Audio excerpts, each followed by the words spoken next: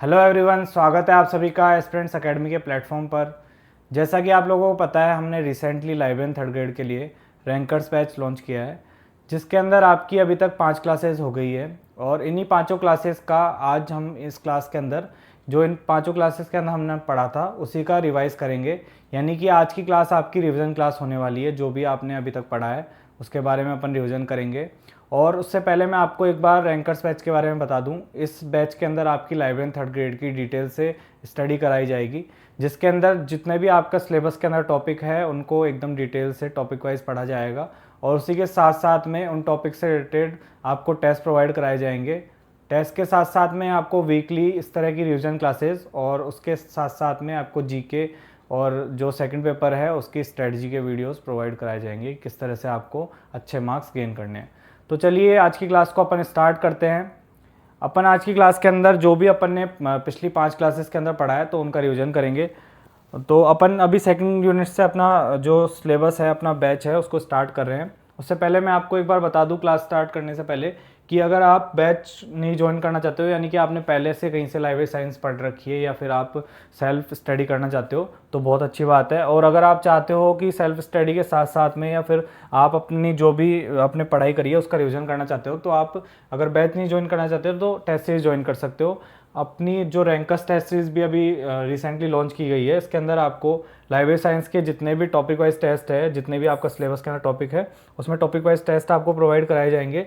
तो आप इसको ज्वाइन कर सकते हो। और उसके साथ साथ में आप चाहो तो यहाँ पे जैसे कि आपको इसके अंदर आपके टॉपिक वाइज टेस्ट हो गए, उसके साथ साथ में यूनिट वाइज टेस्ट हो गए, और उसी के साथ साथ में आपको जितना भी आपके फुल लेंथ टेस्ट है तो वो सब प्रोवाइड कराए जाएंगे। तो अभी आपको डेली एक टॉपिक वाइज टेस्ट दिया जाता है और वीकली टेस्ट भी इसके अंदर रहेंगे। तो आप चाहो तो इसको ज्वाइन कर सकते हो। इसके लिए आपको क्या करना है एक बार मैं आपको बता देता हूँ। ये अपना ऐप है एस्पिरेंट्स एकेडमी के नाम से। इसके अंदर आप जाओगे, जैसे आप इसमें लॉगिन करोगे डाउनलोड करके, और तो इसके अंदर आपको स्टार्टिंग में बैनर दिखा देगा इस तरह का। तो वहाँ से आप चाहो तो ज्वाइन कर सकते हो। पेड कोर्सेज में भी आपको शो हो जाएगा। और अगर ऐप नहीं डाउनलोड करा है तो इस क्यूआर कोड को स्कैन करके आप ऐप डाउनलोड कर सकते हो। तो चलिए अपन अपनी क्लास को स्टार्ट करते हैं।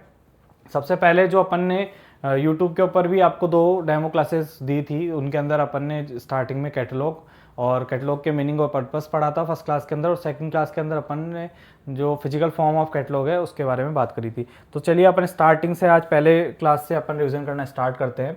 सबसे पहले अपन बात करते हैं कैटलॉग के बारे में। तो कैटलॉग शब्द के बारे में अपन बात करें कि कैटलॉग शब्द क्या है, उसका मीनिंग क्या है। तो सबसे पहले अपन ये देखते हैं जो कैटलॉग शब्द होता है, सूची जिसको बोला जाता है सूची।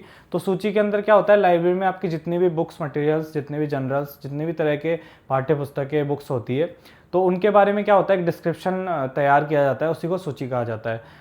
तो इसके अंदर क्या होता है, जितनी भी लाइब्रेरी के अंदर आपकी बुक्स होती है उनके बारे में ये आपका विवरण होता है, जिसके अंदर लाइब्रेरी में किस लेखक की, कितने ऑथर की और किस तरह के कौन कौन से सब्जेक्ट की कौन कौन सी बुक्स है, तो वो उसके अंदर सूची के अंदर डिटेल बनी हुई होती है। तो इसी को आपके कैटलॉग या फिर सूची कहा जाता है। अब अपन बात करें कैटलॉग की कि कैटलॉग शब्द है उसका आपने मीनिंग समझ लिया। उसके साथ में अपन बात करें जो कैटलॉग शब्द है वो किस भाषा का शब्द है या फिर किस भाषा से उसकी उत्पत्ति हुई है। तो अपन बात करें तो कैटलॉग शब्द जो है वो आपका ग्रीक भाषा, जिसको यूनानी भाषा भी कहा जाता है, तो इस भाषा से इसका क्या हुआ है, उद्भव हुआ है, या फिर इस भाषा का शब्द है जो कैटलॉग शब्द है। अब इसमें अपन देखें जो कैटलॉग जो शब्द है उसकी उत्पत्ति किन शब्दों से हुई है। तो ये जो क्वेश्चन है, जैसे आपकी ये पूछी जाती है कि जो कैटलॉग है वो किस भाषा का शब्द है, तो ये क्वेश्चन भी आपका काफ़ी बार पूछा गया है एग्जाम के अंदर। और जो इसके बाद में अभी रिसेंटली जो एग्जाम हुआ था लाइब्रेरी थर्ड ग्रेड का, तो उसमें पूछा गया था जो कैटलॉग शब्द है वो किन शब्दों से मिलकर बना हुआ है या फिर किन शब्दों से उसकी उत्पत्ति हुई है। तो कैटलॉग शब्द की उत्पत्ति हुई है काटा प्लस लोगस शब्द से। यही क्वेश्चन अभी लाइब्रेरी थर्ड ग्रेड के अंदर पूछा गया था। और इसके अंदर अपन देखें तो ये 2 शब्द हैं काटा प्लस लोगस, इनसे जो कैटलॉग शब्द है उसकी उत्पत्ति हुई है। और अपन दोनों का इंडिविजुअल अर्थ देखें, जैसे अभी रिसेंटली एग्जाम के अंदर आपका कैटालोगस के बारे में पूछा गया है कि कैटलॉग शब्द किन शब्दों से मिलकर बना हुआ है। तो आपको ये भी ध्यान रखना है कि ऐसा हो सकता है एग्जाम के अंदर आपसे ये पूछा जा सके कि कैटलॉग जो शब्द है काटालोगस से बना हुआ है, तो काटा और लोगस उसका क्या अर्थ है। तो इस तरह से ये भी पूछा जा सकता है। तो आपको ये ध्यान रखना है, काटा शब्द जो है उसका अर्थ होता है के अनुसार, और जो अकॉर्डिंग टू, और जो लोगस है उसका अर्थ होता है क्रम, या फिर अपन बोल सकते हैं इसका जो दूसरा अर्थ है वो है शब्द। तो इस तरह से आपको ध्यान रखना है, जो आपका काटा शब्द है उसका क्या अर्थ होता है और लोगस शब्द है उसका क्या अर्थ होता है। तो इस तरह से इन दोनों को आपको ध्यान रखना है। और उसके साथ में अपन देखें इन दोनों को शब्दों को मिलाकर जो कैटलॉग शब्द है उसका शाब्दिक अर्थ क्या होगा, क्रमानुसार या फिर शब्दों के अनुसार। तो इस तरह से जो सूची होती है, कैटलॉग होता है, वो क्या होता है, क्रमानुसार व्यवस्थित एक सूची होती है जितना भी लाइब्रेरी के अंदर जितने मटेरियल होता है उसके बारे में। और फिर अपन देखें जो कैटलॉग शब्द है उसके अन्य नाम क्या है, या फिर कैटलॉग शब्द को किसकी संज्ञा दी गई है। तो कैटलॉग जो शब्द है उसका अन्य नाम अपन देखें तो इसको कहा जाता है लाइब्रेरी की कुंजी या फिर की। तो इस तरह से लाइब्रेरी की और कुंजी किसको कहा जाता है, अगर ये आपसे क्वेश्चन पूछा जाए तो उसका सीधा सीधा आंसर हो गया कैटलॉग। और उसके बाद में अपन बात करें जो लाइब्रेरी के नेत्र किसको कहा जाता है, तो लाइब्रेरी के नेत्र भी आपको कैटलॉग को कहा जाता है, क्योंकि लाइब्रेरी के अंदर कितनी बुक्स है, किस तरह के मटेरियल है, उसको देखने के लिए आप किसकी हेल्प चाहिए, आपको कैटलॉग की हेल्प चाहिए। तो इस तरह से कैटलॉग को कहा जाता है लाइब्रेरी के नेत्र। तो इस तरह से ये दोनों चीज़ें आपको ध्यान रखनी है। उसके बाद में अपन ने कैटलॉग के जनरल मीनिंग के बारे में देखा, कैटलॉग क्या होता है। तो कई अलग अलग तरह के विद्वान, अलग अलग तरह के जो लाइब्रेरी साइंस से में स्टडी करने वाले लोग थे, तो उन्होंने अलग अलग तरह की परिभाषा दी है कैटलॉग के बारे में। तो जनरल मीनिंग में तो आपको पता है कि जो लाइब्रेरी कैटलॉग होता है वो क्या होता है, कि जितने भी ग्रंथ लाइब्रेरी के अंदर होते हैं तो उनकी सूची होती है, उनका विवरण होता है, उसी को कहा जाता है कैटलॉग। तो अपन देखते हैं जैसे आपके एस.आर. रंगनाथन है, C.A. कट्टर है, उसके साथ में J.D. ब्राउन है। तो उन्होंने जो लाइब्रेरी मतलब कि कैटलॉग शब्द है उसके बारे में उन्होंने क्या कहा है। तो सबसे पहले कट्टर के बारे में देखें अपन, तो कट्टर ने क्या कहा है कि एक निश्चित योजना अनुसार व्यवस्थित सूची होती है। तो जो कैटलॉग होता है वो क्या होता है, एक निश्चित योजना अनुसार व्यवस्थित होती है। ये बात किसने कही है, C.A. कट्टर ने। तो जो ये अलग अलग जो विद्वान है इनकी परिभाषा है आपको ध्यान में रखनी है, क्योंकि अपन बात करें तो C.A. कट्टर की जो परिभाषा है, डेफिनेशन है, वो अभी इसी एग्जाम में पूछा गया था 2024 वाले एग्जाम में। तो ये आपको ध्यान में रखनी है। अभी C.A. कट्टर की पूछी गई है, हो सकता है अगले एग्जाम में J.D. ब्राउन या एस.आर. रंगनाथन में से किसी की पूछी जाए। तो ये जो परिभाषा है आपको ध्यान में रखनी है। तो निश्चित योजनानुसार व्यवस्थित सूची किसने कहा है, C.A. कट्टर ने कहा है। उसके बाद में अपन बात करें तो J.D. ब्राउन ने क्या कहा है, तो J.D. ब्राउन ने कहा है स्वव्याख्यात्मक तर्कसंगत तालिका या कुंजी होती है। तो इन्होंने ये कहा है कि जो सूची होती है वो क्या होती है, स्वव्याख्यात्मक होती है, खुद की व्याख्या करती है, तर्कसंगत होती है, व्यवस्थित तालिका या कुंजी होती है। तो इसके अंदर आपको ये ध्यान रखना है, तालिका और कुंजी किसने कहा है, तो ये कहा है आपके J.D. ब्राउन ने। तो इस तरह से जो शब्द हैं उनको आपको पकड़ के ध्यान रखना है, क्योंकि डेफिनेशन इन्होंने काफ़ी बड़ी कही है। तो आप पूरी डेफिनेशन याद रखो ना रखो, लेकिन ये शब्दों को आपको जरूर ध्यान रखना है, क्योंकि एग्जाम में कैसे पूछा जाएगा, एग्जाम में आपसे डेफिनेशन दी जाएगी और पूछा जाएगा ये किसने बोली है। तो इस तरह से आपको ध्यान में रखनी है चीज़ें। अब इसके अंदर अपन देखें तो C.A. कट्टर की आपको ध्यान है, C.A. कट्टर के बारे में आपको बता दिया मैंने कि निश्चित योजना अनुसार व्यवस्थित सूची इन्होंने कहा है। J.D. ब्राउन ने कहा है स्वव्याख्यात्मक तर्कसंगत तालिका या कुंजी है। और एस.आर. रंगनाथन ने क्या कहा है कि ये जो आपके सूची होती है, कैटलॉग होता है, वो क्या होता है, उपकरण होता है। तो इन्होंने कहा है जो सूची है वो एक उपकरण है जिसकी हेल्प से आप क्या कर सकते हो, लाइब्रेरी के अंदर जितना भी मटेरियल है तो उसके बारे में आप ध्यान कर सकते हो कि लाइब्रेरी में क्या क्या चीज़ें हैं। तो इस तरह से एस.आर. रंगनाथन ने इसको परिभाषित करा है। अब ये ध्यान रखना है आपको कि आपसे पूछा जाए कि लाइब्रेरी का उपकरण किसको कहा जाता है, तो आपको ध्यान रखना है कि एस.आर. रंगनाथन का है और किसको कहा है, कैटलॉग को कहा है। तो इस तरह से आपको जो परिभाषा है ये ध्यान रखनी है, काफ़ी इंपॉर्टेंट है। इसमें आपको मैंने जितने भी इसके अंदर शॉर्ट नोट्स बनाए हैं, तो इसके अंदर आपको पूरी इंपॉर्टेंट चीज़ें ही हैं, जितना कि आप पढ़ोगे तो उसको आसानी से आप रिवाइज कर सकते हो। तो इस तरह से आपको ये ध्यान रखना है कि इस क्लास से आपको सिर्फ इतना नहीं है कि आपने जो रिसेंटली अभी पढ़ा है 5 क्लासेस, तो उनका ही रिविजन हो रहा है, आपको ये भी ध्यान पड़ रहा है कि शॉर्ट नोट्स किस तरह से बनाए जाते हैं। तो आपको ये भी चीज़ ध्यान रखनी है कि शॉर्ट नोट्स बनाने का आपको इस पूरी वीडियो को देखनी है और समझना है कि शॉर्ट नोट्स किस तरह से आपको मैंने नोट्स प्रोवाइड कराए थे और उसके बाद में शॉर्ट नोट्स उनमें से किस तरह से बनाए। तो आप अब आगे से आप खुद भी शॉर्ट नोट्स बना सकते हो। बाकी अपन जितनी भी क्लासेस लेंगे तो उस तरह से क्लासेस को लेंगे कि आपकी वीक में 5 दिन तो क्लास होगी और उसके बाद में जो छठा दिन होगा तो उसमें क्या होगा, रिवीजन क्लास रहेगी। तो इस तरह से आपका अच्छे से आप पढ़ते रहोगे और आपका रिवीजन भी होता रहेगा, क्योंकि एग्ज़ाम हो तब तक आपको ऐसा नहीं करना कि एक साथ आप पढ़ के और उसको रख दो, या फिर आप जितना भी आपने पढ़ा है वो सब भूल जाओ। तो आपको क्या करना है, धीरे धीरे पढ़ना है, लेकिन आपको याद करते हुए पढ़ना है, उसको भी एकदम समझते हुए पढ़ना है। तो ये आपको शॉर्ट नोट्स में मैंने आपको समझा दिया कि जो कैटलॉग क्या होता है, उसके शब्द किस तरह से उसका शब्द बना हुआ है, किस भाषा का शब्द है। उसके बाद में अपन बात करते हैं दूसरा आपका पर्पस ऑफ कैटलॉग। तो कैटलॉग का क्या पर्पस होता है, कैटलॉग का पर्पस होता है कि कोई भी जो लाइब्रेरी के अंदर मटेरियल है, कितनी भी किसी भी तरह की बुक्स है, तो उनका क्या करना कि उनका एक डिस्क्रिप्शन तैयार करना। और डिस्क्रिप्शन क्यों तैयार करना, क्योंकि जो भी यूज़र लाइब्रेरी के अंदर आने वाला है तो उसको उस बुक को ढूंढने में किसी तरह की परेशानी ना हो। कोई भी बुक है वो लाइब्रेरी के अंदर ऐसे ही पड़ी ना हो, कोई मतलब यूज़लेस रूप से उसका पड़ी नहीं हो। तो उस तरह से उसको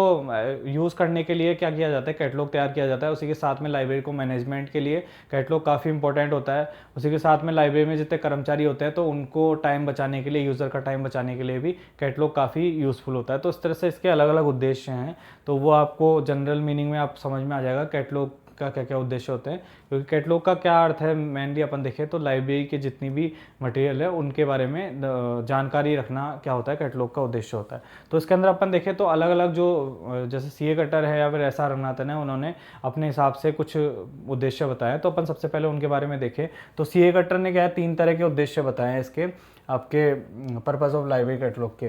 तो इसके अंदर जो अपन बात करें तो इन्होंने कौन सी अपनी बुक है, rules for a dictionary catalogue, इनकी एक बुक थी जो कि 1876 के अंदर आई थी। तो उस बुक के अंदर क्या किया इन्होंने, सीए कटर ने 3 तरह के आपको मेनली 3 तरह के इन्होंने उद्देश्य बताए। अब 3 तरह के उद्देश्यों में अपन बात करें तो इन्होंने क्या किया, कुछ उद्देश्य बताए जो कि यूज़र से रिलेटेड है, कुछ इन्होंने लाइब्रेरी से रिलेटेड और कुछ इन्होंने बुक सिलेक्शन से रिलेटेड उद्देश्य बताए।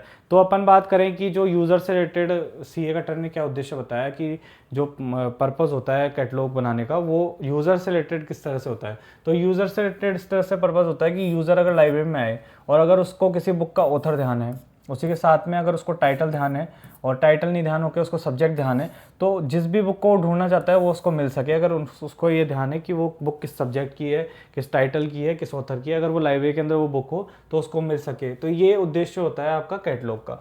उसके बाद में अपन बात करें लाइब्रेरी से रिलेटेड क्या उद्देश्य हैं, तो लाइब्रेरी से रिलेटेड ये उद्देश्य होते हैं कि अगर लाइब्रेरी में मतलब एक ऑथर से रिलेटेड जितनी भी बुक्स है उसका ध्यान रखना, उसके बारे में एक विवरण तैयार करना क्या होता है, कैटलॉग का उद्देश्य होता है। उसी के साथ में एक सब्जेक्ट से रिलेटेड लाइब्रेरी में कितनी बुक्स है उसका एक साथ डिस्क्रिप्शन तैयार करना क्या होता है, कैटलॉग का उद्देश्य होता है। और उसी के साथ साथ में किसी विशेष साहित्य से रिलेटेड लाइब्रेरी में कितनी बुक्स है तो इसका ध्यान करना भी क्या होता है, उद्देश्य होता है कैटलॉग का। उसके बाद में अपन बात करें बुक सिलेक्शन में किस तरह से हेल्पफुल होता है या फिर किस तरह से उसका पर्पस होता है कि बुक सिलेक्शन में किस तरह से हेल्पफुल रहे। तो अगर कोई मान लो बुक ढूंढना चाहता है लाइब्रेरी के अंदर तो उसका क्या होता है कि किस उस लाइब्रेरी में उस बुक से रिलेटेड एडिशन के बारे में बताना। और उसके साथ साथ में अगर किसी को ये मान लो कि अगर लक्षण ध्यान है बुक के, लक्षण की बात करें अपन, लक्षण का क्या मतलब हुआ कि जैसे उसको मान लो ये पता है कि ये पब्लिकेशन के बारे में ध्यान है उसको, उसके साथ में अगर उसको ये पता है कि इस बुक में किस तरह के चित्र हैं, कितने पेजेस हैं, तो उसकी हेल्प से भी डिस्क्रिप्शन मतलब डिस्क्रिप्शन उस कैटलॉग है उसकी हेल्प से आप ढूंढ सकते हो। तो इस तरह से ये है कि अगर एडिशन और लक्षण भी ध्यान है तो उसकी हेल्प से भी बुक सिलेक्शन में हेल्प करना होता है कैटलॉग का उद्देश्य। तो सीए कटर ने इस तरह से 3 तरह के उद्देश्य बताए हैं। ये आपको अगर आप इस तरह से नोट्स बनाओगे जैसे यूज़र से रिलेटेड, लाइब्रेरी से रिलेटेड, बुक सिलेक्शन से रिलेटेड, तो जैसे ही आप इनको पढ़ोगे तो आपको ऑटोमेटिक अगर आपने अच्छे से नोट्स को समझा है, मतलब कि अच्छे से क्लासेस को समझा है और नोट्स को अच्छे से रिवाइज करा है, तो आपको अच्छे से समझ में आ जाएगा इन नोट्स, शॉर्ट नोट्स के हेल्प से ही कि हाँ अपन को इस तरह से ही क्या होता है। शॉर्ट नोट्स होते हैं जो आपको मतलब कि इसमें पूरा आपको नहीं लिखा हुआ होता कि हाँ अपनों को ये चीज़ें सिलेबस के अंदर या फिर मतलब नोट्स के अंदर थी, तो उस तरह से नहीं लिखा हुआ था। इसमें ये होता है कि आपको उस चीज़ को कीवर्ड्स होते हैं, कीवर्ड्स को देख के और आपको समझ में आए कि हाँ अपन मतलब कि इस जो मान लो ये सही यूज़र से रिलेटेड, तो आपको ये यूज़र से रिलेटेड देखते आपको समझ में आए कि हाँ यूज़र से रिलेटेड सीए कटर ने क्या बोला है। तो इस तरह से शॉर्ट नोट्स बनाए जाते हैं। अब अपन बात करें एसआर रंगनाथन के बारे में, तो एसआर रंगनाथन ने क्या करा है, 4 उद्देश्य बताए हैं। अब 4 उद्देश्यों में अपन बात करें तो इन्होंने सबसे पहला जो उद्देश्य बताया जो कि इन्होंने 5 लॉज ऑफ लाइब्रेरी साइंस के अंदर बताया था, जो 5 नियम बताए थे लाइब्रेरी साइंस के फंडामेंटल, तो उसके अंदर भी ये बात करी थी इन्होंने कि जो यूज़र होता है, कोई भी यूज़र है, उसको उसकी जो वांछित बुक है, जो उसको जो बुक चाहिए वो उसको मिल सके। तो ये फंडामेंटल ऑफ लाइब्रेरी साइंस का भी एक रूल है। और अपन बात करें तो एसआर रंगनाथन ने जो 4 उद्देश्य बताए हैं पर्पस ऑफ कैटलॉग के, यानी कि कैटलॉग बनाने के जो 4 उद्देश्य बताए हैं, तो उसमें एसआर रंगनाथन ने पहला उद्देश्य बताया कि यूज़र को जो उसकी मनचाही बुक है वो मिल सके। दूसरा उद्देश्य इन्होंने बताया कि बुक को यूज़र मिल सके, यानी कि ऐसा नहीं है कि एक यूज़र है उसको ही उसकी मनचाही बुक मिल सके, जो बुक होता है उसको भी उसका यूज़र मिले ताकि वो वेस्ट ना जाए, वो फालतू में पड़ी नहीं रहे लाइब्रेरी के अंदर, उसका भी यूज़ हो सके। तो एक यूज़र को तो उसकी मनचाही बुक मिल सके लेकिन बुक को भी उसका जो पढ़ने वाला पाठक है वो मिल सके, ये दूसरा उद्देश्य होता है। फिर अपन बात करें तीसरा उद्देश्य, तो तीसरा उद्देश्य है यूज़र का टाइम बचाना। ये एसआर रंगनाथन ने बोला है कि तीसरा जो उद्देश्य है वो है किसी भी यूज़र का टाइम बचाना। उसी के साथ साथ में जो लाइब्रेरी के एम्प्लॉय होते हैं उनका टाइम बचाना भी क्या होता है, उद्देश्य होता है आपके कैटलॉग का। तो इस तरह से इन्होंने ये कैटलॉग के उद्देश्यों के बारे में बताया। तो सबसे पहले अपन ने सीए कटर के बारे में बात करी, फिर उसके बाद में एसआर रंगनाथन के बारे में बात करी। और फिर उसके बाद में अपन देखें तो ये इस तरह से अपने उद्देश्य कंप्लीट हो गए। उद्देश्यों में आपको इतना ही ध्यान रखना है कि जो मतलब कैटलॉग बनाने का क्या पर्पस होता है, लाइब्रेरी में क्यों कैटलॉग हेल्पफुल होता है, तो वही सब उद्देश्य होते हैं। तो आपसे पूछा जाए तो इस तरह से पूछा जा सकता है कि सी कटर ने कौन से उद्देश्य बताएं और एस आर रंगनाथन ने कितने या कौन कौन से उद्देश्य बताएं, तो ये आपसे पूछा जा सकता है। और बाकी जो ये पहला अपन ने बात करी थी ये काफ़ी इंपॉर्टेंट है, रादर देन इससे भी ज़्यादा ये वाले आपके इंपॉर्टेंट है, तो ये वाली स्लाइड आपको अच्छे से याद करनी है। फिर अपन चलते हैं अपने सेकंड टॉपिक के ऊपर, यानी कि सेकंड क्लास में जो अपन ने पढ़ा था physical form of library catalogue, तो इसके बारे में अपन बात करते हैं। तो इसके बारे में अपन बात करें अगर कि physical form of library catalogue में कितने तरह की फिजिकल फॉर्म होती है या फिर फिजिकल फॉर्म होता क्या है, तो सबसे पहले अपन देखिए फिजिकल फॉर्म होता क्या है लाइब्रेरी कैटलॉग का।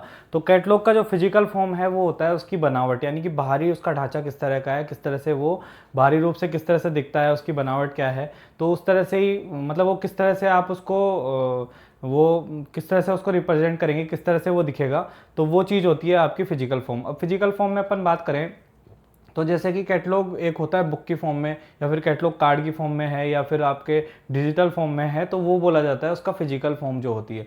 यानी कि जो यूज़र है उसके पास में जब कैटलॉग आएगा तो वो किस फॉर्म के अंदर है, वो बुक की फॉर्म में है, कार्ड कैटलॉग की फॉर्म में है, या फिर मान लो कि कंप्यूटराइज हो रखा है और इंटरनेट की फॉर्म में, तो उस तरह से जो बाहरी ढांचा होता है उसको कहा जाता है फिजिकल फॉर्म। अब जो अपन बात करें फिजिकल फॉर्म्स के बारे में, तो फिजिकल फॉर्म में अपन देखें तो दो तरह की फिजिकल फॉर्म होती है। एक होती है आपकी कन्वेंशनल जिसको परंपरागत कहा जाता है, और दूसरी होती है नॉन कन्वेंशनल जिसको अपरंपरागत या फिर आप बोलो तो मॉडर्न फॉर्म्स हो सकती है। तो परंपरागत का अपन देखें तो परंपरागत का क्या मतलब है कि जो ऐसी फॉर्म्स कैटलॉग की जो कि पुराने टाइम से प्राचीन टाइम से चलती आ रही है तो उनको परंपरागत कहा जाता है। और जो अपरंपरागत है उनका ये है कि जो रिसेंटली कुछ सालों के अंदर जिनका विकास हुआ है तो वो लाइब्रेरी कैटलॉग की अपरंपरागत या मॉडर्न फॉर्म्स है। तो इस तरह से जो फिजिकल फॉर्म है उनको दो टाइप में बांटा गया है। अब इसमें अपन देखें तो आपके कन्वेंशनल फॉर्म है वो काफ़ी इंपॉर्टेंट है, और उसके साथ साथ में नॉन कन्वेंशनल में बात करें तो ओपेक काफ़ी इंपॉर्टेंट है। तो सबसे पहले अपन कन्वेंशनल की बात करते हैं। तो इसके अंदर आपके चार तरह की फॉर्म्स है जिसमें आपके बुक एक तो प्रिंटेड बुक हो गई, प्रिंटेड बुक कैटलॉग या फिर रजिस्टर कैटलॉग जिसको कहा जाता है। दूसरा है आपकी गार्ड बुक कैटलॉग, और उसी के साथ साथ में तीसरा वाला अपन देखें तो वह है सीप कैटलॉग जिसको पुलिंदा सूची कहा जाता है, और फोर्थ है वो है कार्ड कैटलॉग जिसको बोला जाता है पत्रक सूची। तो इस तरह से आपकी चार तरह की तो कन्वेंशनल फॉर्म होती है। उसी के साथ में अपन बात करें नॉन कन्वेंशनल की, तो नॉन कन्वेंशनल में आपकी एक तो विजुअल फॉर्म हो गई, उसके साथ साथ में माइक्रो फॉर्म हो गई, तीसरा हो गया आपका मार्क, और चौथा हो गया ओपेक। तो इस तरह से ये नॉन कन्वेंशनल फॉर्म्स हैं। अब इसमें अपन देखें सबसे जो आपके रिसेंटली अभी 11th थर्ड ग्रेड में क्वेश्चन पूछा गया था वो आपके एक तो बुक अपन प्रिंटेड बुक की बात करें उसमें से क्वेश्चन पूछा गया था, उसके साथ में कार्ड कैटलॉग में से एक दो क्वेश्चन पूछे गए थे। तो इस तरह से ये अलग अलग टाइप की आपकी कन्वेंशनल और नॉन कन्वेंशनल फॉर्म है। अब सबसे पहले कन्वेंशनल में अपन बुक या फिर प्रिंटेड बुक या फिर रजिस्टर कैटलॉग के बारे में बात करें, इसको प्रिंटेड बुक या रजिस्टर कैटलॉग कहा जाता है। तो इसके बारे में अपन बात करें तो इसमें क्या होता है कि ये होता है आपका एक बुक की फॉर्म में, जैसे कि आपकी एक रजिस्टर या बुक होता है। जैसे आप देखोगे कि आपके जो होता है कि बुक एक होती है, रजिस्टर होता है जिसके अंदर क्या होता है कि पेजेस होते हैं वो फिक्स होते हैं। तो उसी तरह से बुक या रजिस्टर की फॉर्म में होता है, और इसके अंदर क्या होता है ये पुराना फॉर्म है आपका बुक या फिर रजिस्टर कैटलॉग जो है। तो इसके अंदर जो ये बुक या रजिस्टर कैटलॉग है उनका जो मेनली यूज़ करा जाता है वो है ओपन जो एक्सेस वाली लाइब्रेरीज होती है जिनमें ओपन एक्सेस सिस्टम होता है, तो उनके अंदर ये यूज़ किया जाता है। क्योंकि ऐसे ही लाइब्रेरी जो ओपन एक्सेस सिस्टम की होती है उनके अंदर कैटलॉग की इतनी ज़्यादा आवश्यकता नहीं होती है। तो ये जो बुक फॉर्म या फिर रजिस्टर फॉर्म है वो ओपन एक्सेस वाली लाइब्रेरी है उनमें यूज़ किया जाता है। तो ओपन एक्सेस लाइब्रेरी क्या होता है, जो ऐसी लाइब्रेरी जिसके अंदर यूज़र है डायरेक्ट, जो लाइब्रेरी की अलमारियाँ हैं सेल्फ्स हैं तो उन तक उनकी पहुँच होती है, वो खुद जाके बुक को निकाल सकते हैं। तो इस तरह की लाइब्रेरी होती है, उनमें आपके यूज़ करा जाता है बुक या रजिस्टर कैटलॉग का। अब उसके साथ में अपन बात करें तो बुक और रजिस्टर कैटलॉग जो होता है आपका वो होता है मेनली जो बड़ी बड़ी लाइब्रेरीज होती है उनमें यूज़ किया जाती है ये चीज़ें।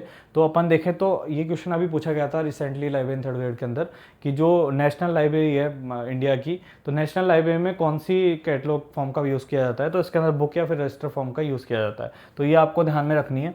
उसके बाद में अपन बात करें तो सबसे पहले जो है बुक या फिर रजिस्टर कैटलॉग है वो कहाँ पे और किस नाम से उसको मतलब लॉन्च किया गया, कब लॉन्च किया गया, यानी कि सबसे पहली जो बुक कैटलॉग या रजिस्टर कैटलॉग थी उसको वो कब आई, तो अपन देखें तो 1723 के अंदर हार्वर्ड कैटलॉग के नाम से जो सबसे पहली प्रिंटेड बुक या रजिस्टर कैटलॉग है उसका मतलब कि प्रकाशन किया गया।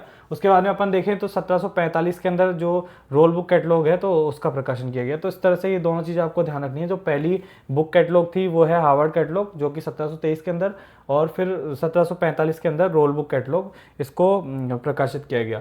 फिर अपन दूसरी वाला फॉर्म देखें अगर कन्वेंशनल में, तो ये है आपका गार्ड बुक कैटलॉग। तो गार्ड बुक कैटलॉग में आपको ज़्यादा कुछ ध्यान नहीं रखना है, इतना ध्यान रखना है कि जो कन्वेंशनल फॉर्म है उसी के अंदर गार्ड बुक कैटलॉग आता है। इसमें क्या होता है कि जैसे पेजेस होते हैं तो उनके ऊपर जैसे आपके स्टिकी नोट्स या फिर अपन देखते हैं येलो कलर के जो नोट्स आते हैं, तो उस तरह से जो पेजेस होते हैं उनके ऊपर छोटे छोटे पेजेस को चिपका के और कैटलॉग बनाया जाता है। तो ये कोई इतना ज़्यादा इंपॉर्टेंट नहीं है, बस आपको नाम ध्यान रखना है। जो गार्ड बुक कैटलॉग है वो किसके अंदर आता है, तो वो आता है आपका कन्वेंशनल फॉर्म के अंदर। फिर अपन तीसरा देखें तो तीसरा जो आपका है वो है पुलिंदा सूची या सीप कैटलॉग। तो सीप कैटलॉग के अंदर से क्वेश्चन पूछे जाते हैं, आपको ये ध्यान रखना है जो सीप कैटलॉग की साइज़ है और कार्ड कैटलॉग की साइज़ है, तो साइज़ आपको ध्यान रखनी है दोनों कैटलॉगों की। सबसे पहले अपन सीप कैटलॉग की साइज़ देखें तो ये है आपकी 15x10 सेंटीमीटर, या फिर आप देखोगे तो 6x4 इंच। तो ये बात होती है कि जो इंच और सेंटीमीटर होता है उसमें क्या फ़र्क होता है, तो आपका जो 1 इंच होता है वो बराबर होता है 2.5 सेंटीमीटर के। तो इस तरह से भी आप ध्यान रख सकते हो, बाकी आप जो है उसको याद भी रखो। तो ये अपन देखें तो इसके अंदर क्या होता है आपके 6x4 इंच की फॉर्म के अंदर होता है, या फिर अपन सेंटीमीटर में देखें तो 15x10 सेंटीमीटर की फॉर्म में इसकी साइज़ होती है, इसका आकार होता है।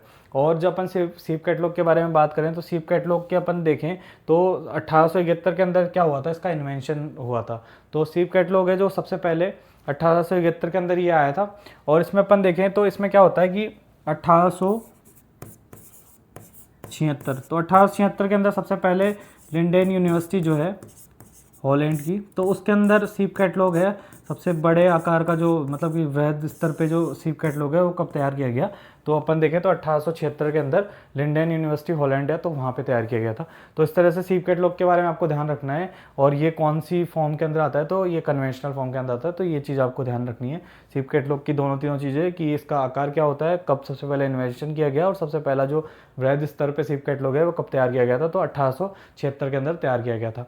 अब इसमें अपन देखें तो कार्ड कैटलॉग के बारे में बात करें, जो 4th नंबर का आपका है कार्ड कैटलॉग, तो सबसे ज़्यादा इंपॉर्टेंट जो है कन्वेंशनल फॉर्म में वो आपका कार्ड कैटलॉग ही है।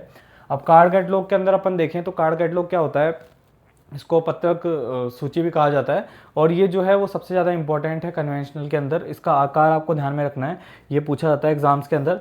तो ये 12.5 इंटू 7.5 सेंटीमीटर है इसका आकार है। और इसी के साथ में अपन देखें तो इसका जो ये वाला क्वेश्चन अभी 11th 3rd ग्रेड के अंदर पूछा गया था इसका आकार से रिलेटेड, तो 12.5 इंटू 7.5 इसका सेंटीमीटर इसका आकार है। और उसी के साथ में इंच में अपन देखें तो 5x3 इंच इसका आकार है। तो ये आकार आपको ध्यान में रखना है, सीप कैटलॉग हो या फिर कार्ड कैटलॉग हो, दोनों का आपको साइज़ ध्यान रखनी है।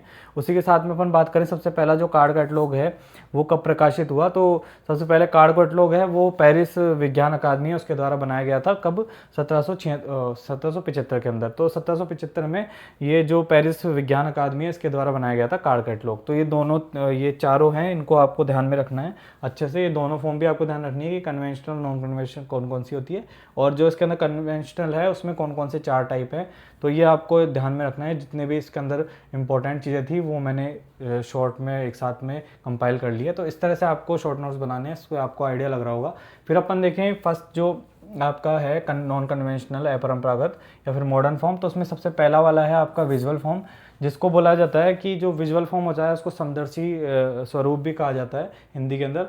तो अपन इसकी साइज़ को ध्यान में दें तो 125 इंटू 20 सेंटीमीटर इसकी साइज़ होती है। साइज़ आप एक बार के लिए इतनी ज़्यादा इंपॉर्टेंट नहीं है, तो याद तो आप कर लो, वैसे तो कोई दिक्कत नहीं है। और इसकी साइज़ है वो आपको ध्यान में रखनी है कितनी, 125 इंटू 20 सेंटीमीटर। उसके बाद में अपन बात करें तो एक कार्डेक जैसा एक इसका जो स्वरूप होता है, यानी कि जो ये विजुअल फॉर्म होती है वो कार्डेक जैसी होती है।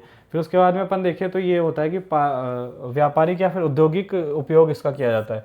जो कि विजुअल कैटलॉग है वो किस लिए बनाया जाता है, जो व्यापारिक या औद्योगिक उपयोग है उनके लिए बनाई जाती है ये चीज़। अब अपन इसमें कार्डेक्स देखें तो कार्डेक्स को मैंने जब क्लास ली थी तो उसमें डिटेल से समझाया था कि कार्डेक्स जो होती है वो किस तरह की फॉर्म होती है। मतलब कि एक तरह से कार्ड कैटलॉग जैसा ही कुछ स्वरूप होता है। उसमें क्या होता है कि जो कॉर्नर्स होता है तो वो विजुअल होते हैं और कॉर्नर्स के ऊपर में लिखा हुआ होता है कार्ड के बारे में डिटेल। तो उस तरह से कार्डेक्स वाली बात मैंने आपको क्लास के अंदर बताई थी, वो भी आपकी यूट्यूब पे ही है। अगर आप कार्डेक्स को देखना चाहते हो तो उस क्लास को आप देख के और समझ सकते हो।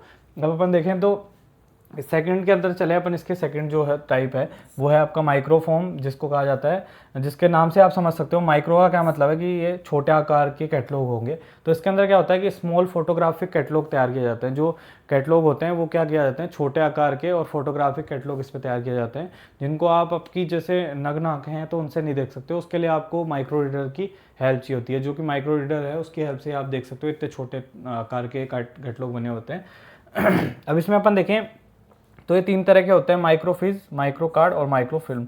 तो इस तरह से ये तीन इसके माइक्रो फॉर्म है, उसके अंदर तीन तरह की फॉर्म है, तीन प्रकार है, वो ध्यान रखना है आपको, माइक्रोफिज, कार्ड और फिल्म। फिर उसके बाद में अपन देखिए थर्ड तरह का, तो वो है आपका मार्क, जिसको बोला जाता है मशीन रीडेबल कैटलॉग। और ये जो कैटलॉग है वो किस लिए, मतलब कि कंप्यूटर की हेल्प से बनाए गए कैटलॉग है, कंप्यूटर की हेल्प से ये ऑपरेट होते हैं। तो मार्क को आपको ध्यान रखना है, मशीन रीडेबल कैटलॉग होता है।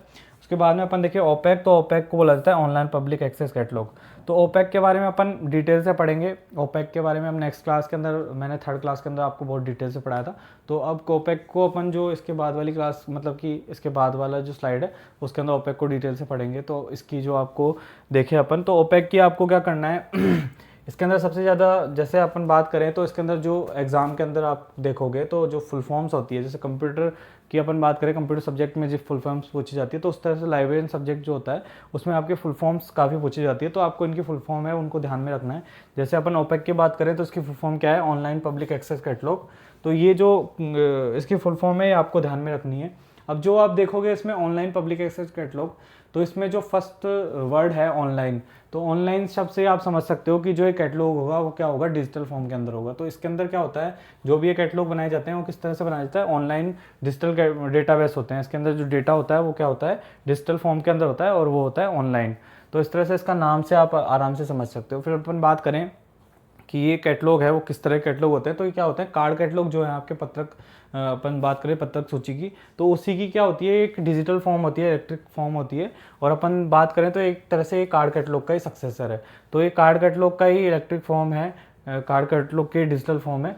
फिर अपन बात करें तो ये जो इसकी अगली बात है कि ये रियल टाइम स्टेटस बताने का कार्य करता है। जैसे ओपेक होता है, तो ओपेक की हेल्प से आप डिजिटल फॉर्म के अंदर, ऑनलाइन फॉर्म के अंदर किसी भी जो डेटाबेस है किसी भी लाइब्रेरी का, तो उसको देख सकते हो। तो इसके अंदर क्या होता है कि जो रियल टाइम का स्टेटस होता है किसी भी बुक का, लाइब्रेरी के अंदर कोई बुक है, मटेरियल है या नहीं है, और है तो वो मतलब किस सिचुएशन में है, क्या वो चोरी हो गया है, फट गया है या फिर वो खो गया है, तो वो सारी बताने का कार्य कौन करता है, आपका ओपेक करता है। जैसे कि मान लो आपने किसी बुक के बारे में सर्च करा, तो उसके अंदर ओपेक में पूरी तरह से आपको बताएगा कि हाँ ये बुक किसी को दी गई है, लाइब्रेरी के अंदर है या नहीं है, उसकी क्या स्थिति है, वो बाइंडिंग के लिए दी गई है, वो मरम्मत के लिए दी गई है, या वो खो गई है। तो वो सब चीज़ें ये इसके अंदर बताई जाती है, रियल टाइम स्टेटस बताने का कार्य करता है। फिर उसके बाद में अपन देखिए कि किस प्रोटोकॉल पे कार्य करता है, तो ये जो कम्युनिकेशन प्रोटोकॉल है एक Z39.50, तो इसके ऊपर कार्य करता है। अब ये जो कम्युनिकेशन प्रोटोकॉल है वो क्या चीज़ होती है, तो वो मैंने आपको अच्छे से बताया था। इसके अंदर क्या होता है कि जैसे बहुत सारे सर्वर्स हैं तो उनकी हेल्प से, और जो एक की जगह पे एकीकृत करके डेटा को दिखाने का कार्य किया जाता है। तो उस तरह से Z39.50 उस प्रोटोकॉल पे कार्य करता है ओपेक। उसके बाद में अपन देखें फर्स्ट जो ओपेक था, यानी कि ओपेक की शुरुआत तो जो मानी जाती है वो 1960 के दशक से ही मानी जाती है। उसके बाद में अपन बात करें जो फर्स्ट बड़े स्तर पर ओपेक तैयार किया गया वो किसके द्वारा किया गया था, ओहियो स्टेट यूनिवर्सिटी थी उसके द्वारा तैयार किया गया था 1975 के अंदर। तो ओहियो स्टेट यूनिवर्सिटी है उसके द्वारा 1975 में तैयार किया गया ओपेक। ये आपसे ऐसे क्वेश्चन पूछे जा सकते हैं। फिर उसके बाद में 1978 उसमें डलास पब्लिक लाइब्रेरी है, उन्होंने भी बड़े स्तर पर ओपेक का तैयार किया था। तो ओपेक के अंदर पूछे जाने वाले इतने सारे क्वेश्चंस हैं, तो इनको आपको ध्यान में रखना है कि ओपेक क्या होता है। अब ओपेक होता है वो क्या होता है, रियल टाइम रिट्राइवल सिस्टम होता है। ओपेक के अंदर क्या होता है, आप देखोगे वो ऑनलाइन बेस की चीज़ होती है। जैसे अपन गूगल पे कोई चीज़ सर्च करते हैं तो उसी तरह से सर्च बेस पे ही ओपेक कार्य करता है। तो ये आपको ध्यान में रखनी है चीज़ें कि ओपेक जो होता है उसके बारे में आपको जिस तरह के क्वेश्चन पूछे जाए तो आप उसको आसानी से जवाब दे सकते हो। यानी कि जो सबसे ज़्यादा एडवांस्ड कैटलॉग है वो क्या है, आज के टाइम पे ओपेक सबसे ज़्यादा एडवांस कैटलॉग है। अब इसके अंदर बाद में बात करें अपन ओपेक की पीढ़ियों की, तो ओपेक का विकास कितनी पीढ़ियों के अंदर हुआ है, तो मेनली 3 तरह की पीढ़ी बताई जाती है ओपेक की जिनके अंदर इसका विकास हुआ है। सबसे पहली जो पीढ़ी है वो है एकदम सिंपल पीढ़ी, जिसके अंदर अपन बात करें तो एक कार्ड कैटलॉग जैसा सिंपल सर्च फॉर्मेट होता था। तो इसके अंदर सीधा जैसे कार्ड कैटलॉग के अंदर अपन देखते हैं, जैसे कार्ड कैटलॉग अपन ने बनाया तो एक तो अपने टाइटल के हिसाब से, सब्जेक्ट के हिसाब से, ऑथर के हिसाब से कार्ड कैटलॉग बनाए जाते हैं। उसी तरह से इसके अंदर क्या होता था, सिंपल सर्च, जैसे आप ऑथर के बारे में सर्च करना चाहते हो तो सिंपल ऑथर के बारे में नाम डालो, ऑथर डालो और सर्च कर लो। जैसे मैं आपको बताऊंगा अभी कि किस तरह से इसके अंदर सर्च किया जाता है, तो वो अभी मैं ओपेक आपको चला के दिखाऊंगा, तो उसमें आपको अच्छे से समझाऊंगा कि ओपेक में किस तरह से सर्च किया जाता है, किस तरह से उसमें अलग अलग टाइप से आप सर्च कर सकते हो। तो फिर बात करें फर्स्ट पीडी के अंदर, तो इसमें कार्ड कैटलॉग जैसा सिंपल सर्च था। उसके बाद में सेकंड पीडी की बात करें तो इसके अंदर क्या था, कीवर्ड सर्च या फिर बुलियन ऑपरेटर की हेल्प से सर्च किया जाता था। और सेकंड पीडी है जो कब से स्टार्ट हुई थी, 1970 से इसका स्टार्ट माना जाता है। तो इस तरह से 1970 के अंदर आपकी जो सेकंड पीडी है उसका स्टार्ट हुआ था, और ये कार्ड्स कीवर्ड सर्चिंग या फिर बुलियन ऑपरेटर है उसकी हेल्प से सर्च किया जाता था। फिर थर्ड वाला देखें थर्ड पीढ़ी, तो थर्ड पीढ़ी को जो बात करें तो 1991 से स्टार्ट हुई, और ये क्या थी, वर्ल्ड वाइड वेब है उसका विकास हो गया था 1991 में, तो उस पर आधारित थी। और इसके अंदर जो ओपेक बनाया जाता था तो वो बनाया गया था वेब ओपेक। तो इस तरह से जो इंटरनेट बेस पे ओपेक तैयार किया गया वो थर्ड पीढ़ी के अंदर किया गया। तो आपसे पूछा जाए कि जो आपका ओपेक है उसका इंटरनेट की हेल्प से जो ओपेक बनाया जाता है, या ओपेक का जो इंटरनेट की बेस से यूज़ किया जाता है, तो उसको क्या कहा जाता है। तो ऑप्शन में आपको ई ओपेक या फिर अलग अलग तरह के ऑप्शन दिए जा सकते हैं, लेकिन आपको ये ध्यान रखना है कि वेब ओपेक है उसको कहा जाता है। इलेक्ट्रिक फॉर्म जो कि आपकी इंटरनेट बेस पे फॉर्म है ओपेक की, उसको वेब ओपेक कहा जाता है। तो ये क्वेश्चन आपको अच्छे से ध्यान में रखना है। फिर देखिए टाइप्स ऑफ ओपेक। तो ओपेक 3 तरह के हैं मेनली, जैसे कि उसका जिस तरह से ओपेक का यूज़ किया जाता है तो उसके बेस पे 3 तरह से उसकी टेक्नोलॉजी किस तरह की ओपेक की, तो उसके बेस पे उसको 3 टाइप्स में बांटा गया है। सबसे पहले अपन ने पीढ़ी के बारे में देखा था, 3 पीढ़ियाँ थी, और उसके बाद में अपन टाइप्स के बारे में बात करें तो 3 तरह से इसको ओपेक को बांटा जाता है। तो सबसे पहले जो पहला ओपेक है वो है आपका कमांड बेस पे। तो जैसे कि आपको अपन ने बात करी फर्स्ट पीढ़ी के अंदर, तो फर्स्ट पीढ़ी और के अंदर अपन ने बात करी थी, तो उसमें यही बात करी थी कि सिंपल सर्च होती है और आपकी कीवर्ड्स के आधार पर, कमांड के आधार पर सर्च होती है। तो ये फर्स्ट और सेकंड पीढ़ी के जो ओपेक थे उसी तरह का ये टाइप है। इसके अंदर क्या होता है, सिंपल कमांड आप दोगे और उसके आधार पर कोई भी चीज़ सर्च करनी है वो आप सर्च कर सकते हो। फिर अपन देखें जो सेकंड टाइप है ओपेक का, वो है विंडो आधारित ओपेक, विंडो बेस्ड ओपेक। तो इसके अंदर क्या होता है कि जैसे ओपेक है तो आप जैसे मान लो एक होता है क्लाइंट और एक होता है सर्वर। तो जो क्लाइंट होता है वो सर्वर की हेल्प से, मतलब सर्वर होता है जो क्लाइंट को क्या देता है, सर्विस देता है। तो इसमें जो क्लाइंट होगा उसको क्या चाहिए होता है, एक एप्लीकेशन चाहिए होता है। एप्लीकेशन के बेस से जो भी सर्वर चीज़ प्रोवाइड कराता है तो उसको वो क्या कर सकता है, वो मतलब कि वो सर्वर जो चीज़ें प्रोवाइड कराएगा तो क्लाइंट एप्लीकेशन के बेस से उसको यूज़ कर सकता है। जैसे मैं आपको क्लास प्रोवाइड कराता हूँ तो वो क्या है, आप एक एप्लीकेशन आपके पास में है, उसी के हेल्प से आप क्लास ले सकते हो। तो इसी तरह का ये विंडो आधारित ओपेक था, विंडो बेस्ड ओपेक। फिर उसके बाद में अपन वेब ओपेक की बात करें तो वेब ओपेक जैसे आप वेबसाइट की हेल्प से कोई चीज़ एक्सेस करते हो तो उसी आधार पर ये वेब बेस्ड ओपेक होता है। तो इस तरह से 3 तरह की टेक्नोलॉजी होती है, और इन तीनों टेक्नोलॉजी के आधार पर जो ओपेक है उसको 3 टाइप से बांटा गया है। उसके बाद में जो सबसे ज़्यादा इंपॉर्टेंट है ओपेक में, तो वो अपन बात करें सर्च ऑप्शन या फिर टेक्निक्स। तो सर्च ऑप्शन में अपन देखें तो सबसे पहला जो सर्च ऑप्शन होता है या जो सर्च की अपन बात करें तो ये होता है सिंपल सर्च। तो ओपेक के अंदर 3 तरह के सर्च होते हैं मेनली। तो उसके अंदर सिंपल सर्च की अपन बात करें तो सिंपल सर्च क्या होता है, इसमें बेसिक सर्च जैसे कीवर्ड, ऑथर, टाइटल। तो ये जो सिंपल तरह के सर्च होते हैं, आप मान लो किसी टाइटल से कोई चीज़ सर्च करना चाहते हो तो टाइटल डालो और उसका जो टैग है उसमें टाइटल डालो, फील्ड में टाइटल डालो और आप उसको सर्च कर लो। उसके बाद में आप ऑथर सर्च करना चाहते हो, ऑथर से कोई चीज़, तो ऑथर का नाम डाल के और उसमें ऑथर सेलेक्ट करके और आप सर्च कर सकते हो। तो इस तरह से सिंपल सर्च होता है एक तो, और एक होता है आपका एडवांस बुलियन सर्च। तो एडवांस बुलियन सर्च है, उसमें क्या होता है कि जो कंबाइन सर्चिंग होती है इसमें, जैसे मान लो आप 2 चीज़ों को मिला के कुछ चीज़ सर्च करना चाहते हो तो वो आप किस में कर सकते हो, एडवांस बुलियन सर्च है उसकी हेल्प से कर सकते हो। तो जो आपको ओपेक है उसमें जो सबसे ज़्यादा इंपॉर्टेंट क्वेश्चन पूछा जा सकता है, तो ये भी पूछा जा सकता है कि जो बुलियन ऑपरेटर होते हैं वो किसके अंदर यूज़ किए जाते हैं। तो ये आपको ओपेक के अंदर यूज़ करे जाते हैं। और कितने तरह के बुलियन ऑपरेटर होते हैं, तो 3 तरह के बुलियन ऑपरेटर होते हैं, जिसके अंदर एंड, और नॉट का यूज़ किया जाता है। तो ये जो एंड किस तरह से यूज़ होता है, और किस तरह से, और नोट किस तरह से यूज़ होता है, वो अपन अभी ओपेक को चला के और उसमें आपको मैं अच्छे से समझाऊंगा कि ओपेक में किस तरह से यूज़ होता है। फिर अपन मेंबर सर्च की बात करें तो मेंबर सर्च जो होता है उसमें क्या होता है, ट्रैक मेंबर, जो मेंबर्स की जो एक्टिविटी होती है उसको ट्रैक करने का काम किसमें किया जाता है, मेंबर सर्च के अंदर किया जाता है। तो इस तरह से ये ओपेक के बारे में अपन ने ध्यान से मतलब पढ़ा पूरा डिटेल से। अब ओपेक को अपन एक बार यूज़ करके देखते हैं कि ओपेक किस किस तरह से काम करता है। जिस तरह से मैंने आपको ये बताया था कि 2 ये सिंपल सर्च और एडवांस सर्च ये चीज़ें होती है अलग अलग, बुलियन ऑपरेटर किस तरह से काम करते हैं वो अपन एक बार देखते हैं चला के। तो ये इसके अंदर मैं आपको एक बार समझाता हूँ कि किस तरह से ओपेक काम करता है। अब इसमें अपन देखें तो ये एक ओपेक है जो कि आपका राजस्थान यूनिवर्सिटी का ओपेक है। तो इसके अंदर अपन सर्च करें तो इसमें 2 तरह के सर्च के ऑप्शन है आपको, एक सिंपल सर्च है, एक है कंबाइन सर्च। अब सिंपल सर्च में अपन देखें तो देखो यहाँ पे कीवर्ड का ऑप्शन दिया हुआ है। तो कीवर्ड वही चीज़ है जो मैंने आपको इसके अंदर बताई थी कि जो सिंपल सर्च होता है वो क्या होता है, एक बेसिक सर्च होता है जिसके अंदर आप कीवर्ड, ऑथर और टाइटल डाल के और किसी चीज़ को सर्च कर सकते हो। तो इसमें आप कीवर्ड के अंदर अपन देखते हैं कि कुछ भी आप डाल दो, जैसे मान लो आपको किसी ऑथर के बारे में सर्च करना है कि किसी लाइब्रेरी में ऑथर की कौन कौन सी बुक है, तो आप जैसे मान लो सीए कट्टर या रंगनाथन, जो भी आपका मन करे, तो मैं सीए कट्टर की सर्च करता हूँ एक बार। तो सीए कट्टर आप डाल दो इसके अंदर, ऑथर के अंदर, तो यहाँ पे आपने यहाँ पे डाल दिया ऑथर, कीवर्ड जो ऑप्शन दिया हुआ था उसमें आपने नाम डाल दिया सी कटर का। अब यहाँ से आप जो एनी फील्ड है तो फील्ड चूज़ कर लो, यानी कि जो ये आपने कीवर्ड डाला है वो किससे रिलेटेड है, तो आप ये क्या है, ऑथर है। अगर आप ऑथर के रूप में इसको सर्च करना चाहते हो तो ऑथर के रूप में सर्च करोगे तो इन्होंने जो जो बुक लिखी है लाइब्रेरी के अंदर है वो आपको दिखा देगी।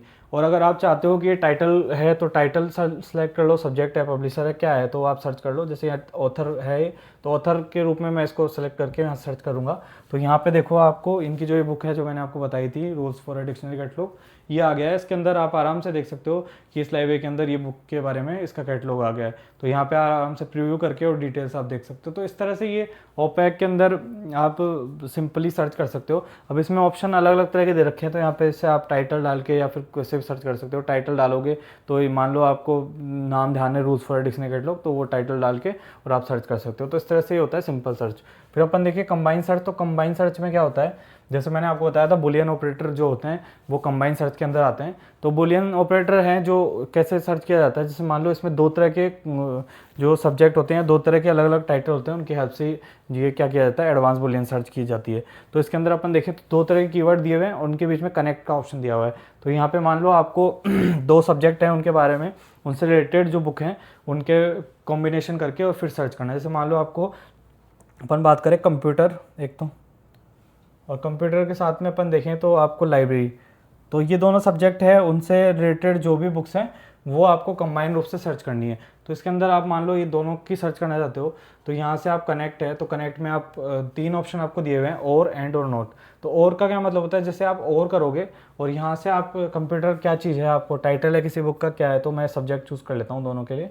तो जैसे आपने सर्च कर लिया, ये टैग के अंदर सब्जेक्ट कर लिया, यहाँ पे आपने कीवर्ड डाल दिया, वहाँ पे आपने जो बुलियन ऑपरेटर है उसमें और डाल दिया।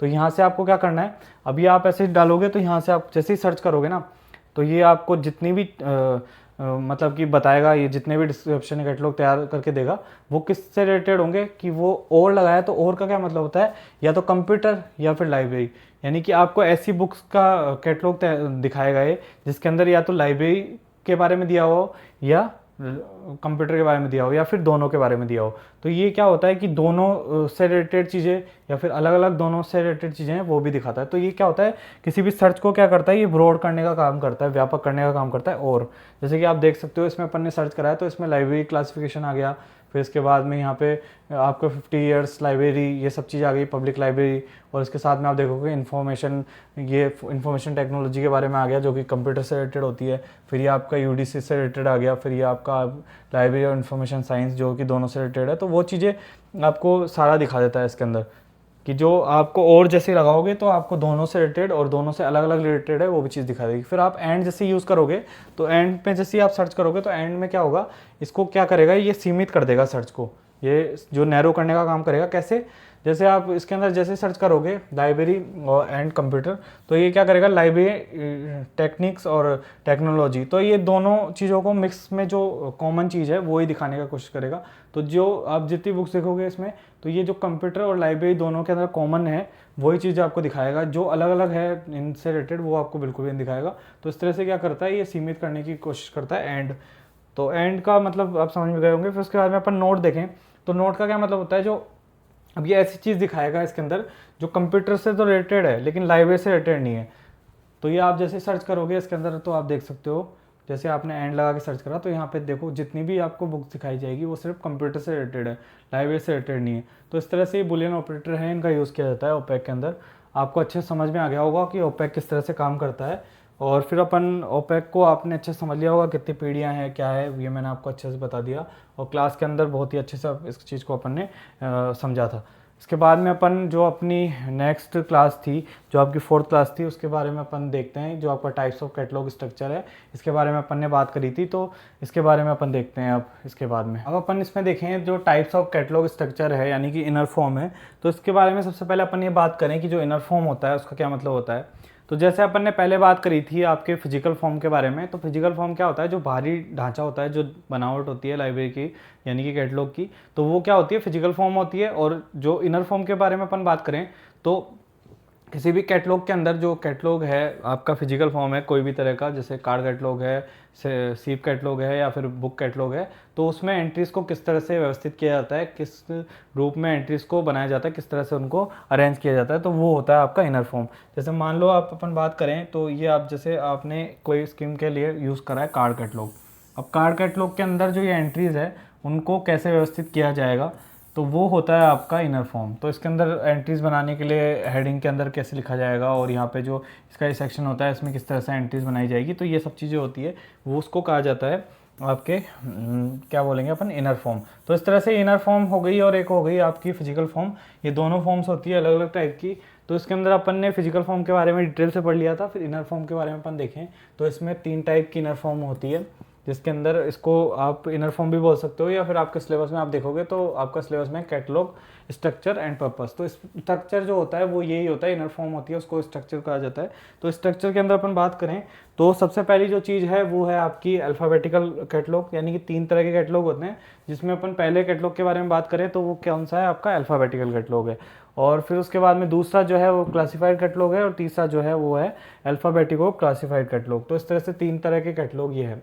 अब इसके अंदर सबसे पहले अपन अल्फ़ाबेटिकल कैटलॉग के बारे में बात करें तो जैसे कि आप नाम से भी समझ सकते हो अल्फ़ाबेटिकल का क्या मतलब होता है। कोई भी जो कैटलॉग है वो क्या होगा, जब इस कैटलॉग के अंदर अल्फ़ाबेटिकल ऑर्डर के अंदर व्यवस्थित होगा। तो ये जो कैटलॉग होते हैं अल्फ़ाबेटिकल कैटलॉग, वो अल्फ़ाबेटिकल ऑर्डर में व्यवस्थित होते हैं। जिस तरह से डिक्शनरी ने आपको देखा होगा, मतलब कि डिक्शनरी को आपने देखा होगा, तो डिक्शनरी में क्या होता है, जो भी वर्ड्स होते हैं वो अल्फ़ाबेटिकल ऑर्डर जो होता है उसके अंदर व्यवस्थित होते हैं। तो उस तरह से अल्फ़ाबेटिकल कैटलॉग होता है, उसमें भी इस तरह से व्यवस्था होती है कि अल्फ़ाबेटिकल ऑर्डर होता है उसमें व्यवस्थित होते हैं। उसके बाद में हम बात करें 5 टाइप के ये कैटलॉग होते हैं, और 5 टाइप में जो इसको आपको ध्यान में रखना है, जो ऑथर कैटलॉग है, टाइटल है, नेम है, अल्फ़ाबेटिकल है यानी कि अल्फ़ाबेटिकल सब्जेक्ट कैटलॉग है, और जो 5वां है वो डिक्शनरी कैटलॉग। तो इस तरह से इसकी जो प्रकार हैं, इसके टाइप्स हैं, वो आपको ध्यान में रखने हैं। इसमें क्वेश्चन पूछा जा सकता है कि अल्फ़ाबेटिकल कैटलॉग है वो कौन कौन सा है, कि यानी कि जो आपको ऑप्शन में दिया होगा कि अल्फ़ाबेटिकल इनमें से नहीं है या इनमें से कौन कौन से अल्फ़ाबेटिकल कैटलॉग है, तो इन जो 5 नामों को आपको ध्यान में रखना है। और ये भी पूछा जा सकता है कि असंगत छांटिए, तो ये आपको 3 ऑप्शन में दे देंगे, और चौथा ऑप्शन आपको किस में से दिया जा सकता है। तो इस तरह से आपको ये ध्यान रखना है। Author catalogue, title, name, alphabetical subject catalogue और डिक्शनरी कैटलॉग, ये 5 तरह के कैटलॉग होते हैं, उनको बोलता है अल्फ़ाबेटिकल कैटलॉग। तो इसके अंदर अपन सबसे पहले देखें ऑथर कैटलॉग का। तो ऑथर कैटलॉग जो होता है वो क्या होता है, सभी प्रकार के ऑथर से रिलेटेड होता है, यानी कि इसमें सिर्फ ऑथर के बारे में नहीं दिया होता है। यानी कि जैसे मान लो किसी बुक का ऑथर होता है, और कोई ऐसी बुक हो सकती है उसका ऑथर ना होकर उसका ट्रांसलेटर हो। जैसे मान लो एस आर रंगनाथ ने उन्होंने लिखा कॉलन क्लासिफिकेशन, तो उन्होंने मान लो कि इंग्लिश में लिखा और किसी ने उसको हिंदी में ट्रांसलेट किया, कोई दूसरी लैंग्वेज में ट्रांसलेट किया, तो वो लेखक ना होकर वो क्या होता है, ट्रांसलेटर होता है। तो इसमें लेखक की एंट्री बनती है। लेखक नहीं है कोई बुक का, ट्रांसलेटर है, तो ट्रांसलेटर की एंट्री भी किसके अंतर्गत बनेगी, ऑथर एंट्री के अंतर्गत बनेगी। फिर अगर किसी बुक का चित्रकार है, कोई बुक ऐसी है जो कॉमिक बुक होती है, उसका क्या होता है, चित्रकार होता है, तो उस चित्रकार की जो एंट्री है वो भी ऑथर एंट्री के रूप में बनेगी। कोई जैसे मान लो आपको मैंने आपकी जितने PY की उससे जितनी भी पुरानी क्वेश्चन आए हुए थे उनको कंपाइल करके और एक बुक तैयार करी, तो मैं कोई लेखक नहीं हूँ, मैं कंपाइलर हूँ। तो जो कंपाइलर मेरी जो मान लो अगर कोई एंट्री बनेगी तो ऑथर एंट्री के अंतर्गत मेरी एंट्री बनेगी। तो इस तरह से ऑथर के अंदर जो अलग अलग टाइप के ऑथर होते हैं तो उनसे रिलेटेड जो एंट्री बनती है वो ऑथर एंट्री के अंतर्गत बनती है। अब दूसरा अपन देखें तो वो है आपका टाइटल कैटलॉग, जिसमें क्या होता है, टाइटल से रिलेटेड जितनी भी एंट्री होती है वो किसमें बनती है, टाइटल कैटलॉग के अंदर। फिर अपन तीसरा वाला देखें तो वो है नेम कैटलॉग, जिसको बोला जाता है ऑथर, मतलब कि नेम कैटलॉग में क्या चीज़ होती है, जैसे कि आपका ऑथर होता है उससे रिलेटेड अगर एंट्री बनाएंगे तो किस में बनेगी, ऑथर एंट्री में। लेकिन अगर ऑथर को अगर किसी और रूप में यूज़ किया जाए, यानी कि ऑथर है कोई, जैसे एस आर रंगनाथन है, CA कट्टर है, इनको अगर किसी और रूप में जैसे कि टाइटल के रूप में या फिर हेडिंग के रूप में या सब्जेक्ट के रूप में यूज़ किया जाए, तो इनकी जो एंट्री बनेगी वो नेम कैटलॉग के रूप में बनती है। जैसे मान लो कि एस आर रंगनाथन की किसने जीवनी लिखी, तो वो उनको टाइटल के रूप में यूज़ कर लिया, तो एस आर रंगनाथन को अगर टाइटल के रूप में यूज़ करा है तो जो उनकी एंट्री बनेगी वो किस में बनेगी, नेम कैटलॉग के अंदर। तो इस तरह से ये चीज़ है। फिर अपन बात करें अल्फ़ाबेटिकल सब्जेक्ट कैटलॉग, तो इसमें क्या होता है, सब्जेक्ट से रिलेटेड जो एंट्री बनती है वो अल्फ़ाबेटिकल सब्जेक्ट कैटलॉग के अंतर्गत बनती है। और जो फिर अपन बात करें 5th वाला जो डिक्शनरी कैटलॉग है, तो डिक्शनरी की तरह ये होता है, और इसको ये आपको ध्यान में रखना है, शब्द प्रविष्टि होती है इसमें, ओनली शब्द प्रविष्टियाँ होती है। ये किसने कहा है, एस आर रंगनाथन ने कहा है कि जो डिक्शनरी कैटलॉग होती है उसमें केवल और केवल वर्ड एंट्रीज होती है। तो इस तरह से ये 2 तरह की मतलब कि अपन ने अल्फ़ाबेटिकल कैटलॉग है इसके बारे में डिटेल से पढ़ा। तो ये 5 तरह की जो एंट्रीज़ है या 5 तरह के कैटलॉग है वो 5 टाइप के होते हैं अल्फ़ाबेटिकल कैटलॉग। तो इनके नाम आपको ध्यान में रखने हैं और उसके साथ साथ में आपको ये समझ में भी आ गया होगा कि किस तरह से किस में एंट्री बनाई जाती है। फिर अपन बात करें सेकंड टाइप का आपका कैटलॉग है वो कौन सा है। तो सेकंड जो कैटलॉग है वो आपका है क्लासिफाइड कैटलॉग, और इस क्लासिफाइड कैटलॉग का जो आधार है वो होता है कॉल नंबर। तो कॉल नंबर जिसको अपन वर्गीकरण या वर्गांक संख्या का कहते हैं, तो ये जो कॉल नंबर होता है वो आधार होता है आपका क्लासिफाइड कैटलॉग का। तो ये क्वेश्चन अभी रिसेंटली पूछा गया था 11th 3rd ग्रेड के अंदर। आपने देखा होगा इस क्लास के अंदर अपन ने बात करी जो पिछली 3 क्लासेस थी और अब ये 4th क्लास है, इसमें भी आप देखोगे तो कम से कम भी नहीं तो 7-8 क्वेश्चन है जो कि पिछले पेपर के अंदर पूछे गए हैं। तो इस तरह से आपको देखना है कि ये कैटलॉग जो आपका टॉपिक है वो काफ़ी ज़्यादा इंपॉर्टेंट है, इसमें से काफ़ी क्वेश्चन अब पूछे गए थे, तो ये आपको अच्छे से पढ़ना है। तो क्लासिफाइड कैटलॉग के बारे में अपन बात करें तो इसका आधार क्या है, कॉल नंबर। और फिर अपन देखिए तो 2 तरह की एंट्रीज इसके अंदर बनती है, इसमें से भी क्वेश्चन पूछा गया था। 2 प्रकार की एंट्री है वो कौन कौन सी होती है। तो एस.आर. रंगनाथन ने ये कहा है कि जो क्लासिफाइड कैटलॉग होता है उसमें 2 तरह की एंट्रीज बनती है। सबसे पहली एंट्री अपन बात करें तो नंबर एंट्री होती है जो कि क्लासिफाइड पार्ट होता है। जो क्लासिफाइड पार्ट होता है उसके अंदर कौन सी एंट्री बनती है, नंबर एंट्री। और जो दूसरा टाइप होता है वो होता है अल्फ़ाबेटिकल पार्ट जिसके अंदर बनती है आपकी वर्ड एंट्री। तो ये नंबर एंट्री क्या है, वर्ड एंट्री क्या है, तो वो अपन जब CCC पढ़ेंगे या फिर अपन AACR2 पढ़ेंगे तो उसके अंदर अपन डिटेल से बात करेंगे कि कौन कौन सी तरह की एंट्रीज बनाई जाती है और ये नंबर एंट्री क्या है, मैन एंट्री क्या है, क्रॉस रेफरेंस एंट्री क्या है। तो उसको अपन जब प्रैक्टिकल करेंगे तो उसके अंदर अच्छे से पढ़ेंगे। अभी आपको सिर्फ इतना ध्यान रखना है जो क्लासिफाइड कैटलॉग होता है उसके अंदर 2 तरह की एंट्रीज होती है, क्लासिफाइड पार्ट और दूसरा अल्फ़ाबेटिकल पार्ट। जिसमें क्लासिफाइड पार्ट के अंदर आपकी नंबर एंट्री होती है और अल्फ़ाबेटिकल पार्ट होता है उसमें आपकी वर्ड एंट्री होती है। फिर अपन बात करें तो क्लासिफाइड पार्ट के अंदर 2 तरह की एंट्री बनाई जाती है, मैन एंट्री और एक होती है क्रॉस रेफरेंस एंट्री। और दूसरी आपके अल्फ़ाबेटिकल पार्ट या फिर वर्ड एंट्री जो होती है उसके अंदर 3 तरह की एंट्री बनाई जाती है, एक बुक इंडेक्स एंट्री, एक क्लास इंडेक्स एंट्री और तीसरी आपकी क्रॉस रेफरेंस इंडेक्स एंट्री। तो इस तरह से ये 3 तरह की एंट्रीज बनाई जाती है। अब इसके अंदर अपन देखें तो फिर दोनों टाइप के बारे में अपन ने डिटेल से देख लिया। उसके बाद में 3rd टाइप के बारे में देखें तो वो है आपका अल्फ़ाबेटिकल क्लासिफाइड कैटलॉग। अभी ये क्या होता है, ये दोनों का मिश्रण होता है, फिर दोनों का कॉम्बिनेशन होता है। सिंपली बात अपन बात करें तो जो अल्फ़ाबेटिकल क्लासिफाइड कैटलॉग होता है उसके अंदर क्या होता है कि ये दोनों तरह से व्यवस्थित किया जाता है। यानी कि जो मेन सब्जेक्ट होते हैं, जैसे मान लो अपन मैथमेटिक्स की बात करें या फिर अपन जूलॉजी, बायोलॉजी, बॉटनी, इनके बारे में बात करें तो इनमें जो मेन सब्जेक्ट होगा वो तो व्यवस्थित होता है अल्फ़ाबेटिकल क्रम के अंदर, जो अपन ने फर्स्ट वाली देखी थी अल्फ़ाबेटिकल क्रम में व्यवस्थित होता है। यानी कि अभी कोई भी एंट्री होगी उसमें अगर बायोलॉजी होगा, बॉटनी होगा, जूलॉजी होगा, मैथमेटिक्स होगा, तो ये बॉटनी, मैथमेटिक्स, जूलॉजी इस तरह से व्यवस्थित होगा अल्फ़ाबेटिकल क्रम में। और इसके अंदर जो और सब्जेक्ट्स होते हैं और पार्ट्स होते हैं इसके, वो होते हैं क्लासिफाइड कैटलॉग के रूप में। तो इस तरह से इसको व्यवस्थित किया जाता है। क्लासिफाइड कैटलॉग का क्या मतलब होता है कि जो क्लासिफिकेशन स्कीम है उसके आधार पर ये कैटलॉग तैयार किए जाते हैं। तो इस तरह से ये चीज़ें आपको ध्यान में रखनी है, क्योंकि इसका आधार अपन ने बात करी थी कॉल नंबर है। तो कॉल नंबर जो होता है वो आधार क्यों होता है क्लासिफाइड कैटलॉग का, क्योंकि जो क्लासिफाइड कैटलॉग होता है वो किसी क्लासिफिकेशन स्कीम के ऊपर आधारित होता है। तो इस तरह से ये चीज़ है आपको ध्यान में रखने की। तो इस तरह से अपन ने टाइप्स ऑफ कैटलॉग स्ट्रक्चर है उनके बारे में देखा और आपको अच्छे से समझ में आई होगी ये चीज़, आपका रिवीजन अच्छे से हो गया होगा। तो इस तरह से अपन अपनी क्लासेस के अंदर रिवीजन करेंगे और इसके बाद में अपन जो आपकी 5th क्लास है उसके बारे में देखते हैं, जो अपनी 5th क्लास के अंदर अपन ने पढ़ा था। तो ये 2 जो आपकी चारों क्लासेस है वो काफ़ी इंपॉर्टेंट थी, वो आपको अच्छे से देखनी है। अगर आपने नहीं देखी है तो आप इसको देख सकते हो। फिर इसके बाद में अपन बात करें अपनी जो 5th क्लास के अंदर अपन ने पढ़ा था नॉर्मेटिव प्रिंसिपल ऑफ कैटलॉगिंग। अब नॉर्मेटिव प्रिंसिपल है जो कि क्या होते हैं कि आपके जो किसी भी जैसे कैटलॉगिंग की बात करें या फिर अपन क्लासिफिकेशन की बात करें तो उनके क्या होते हैं आधारभूत जो नियम होते हैं वो उनको कहा जाता है नॉर्मेटिव प्रिंसिपल।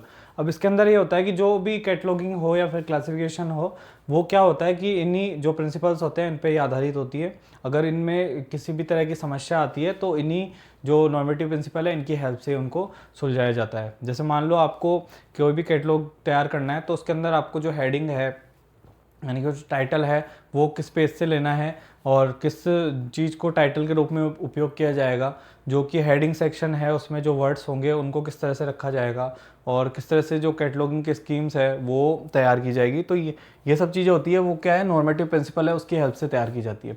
अब इसमें अपन देखें तो जो फंडामेंटल रूल्स है या फिर गाइडलाइंस है वो कही जाती है किसको नॉर्मेटिव प्रिंसिपल को। अब नॉर्मेटिव प्रिंसिपल भी है तो इनके अंदर आपके दो तरह मतलब कि तीन तरह के लेवल्स होते हैं, तीन अलग अलग लेवल्स के अंदर जो नॉर्मेटिव प्रिंसिपल है उनको बांटा गया है।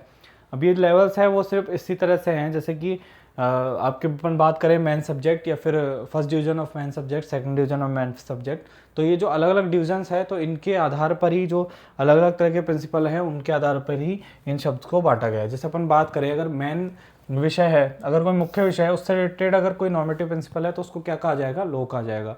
फिर अपन बात करें जो first order of main subject है, यानी कि जो मुख्य विषय है उसका फर्स्ट ऑर्डर है, प्रथम विभाजन है, उसके बारे में अगर कोई नॉर्मेटिव प्रिंसिपल है तो उसको कहा जाएगा कैनन, यानी कि उपसूत्र।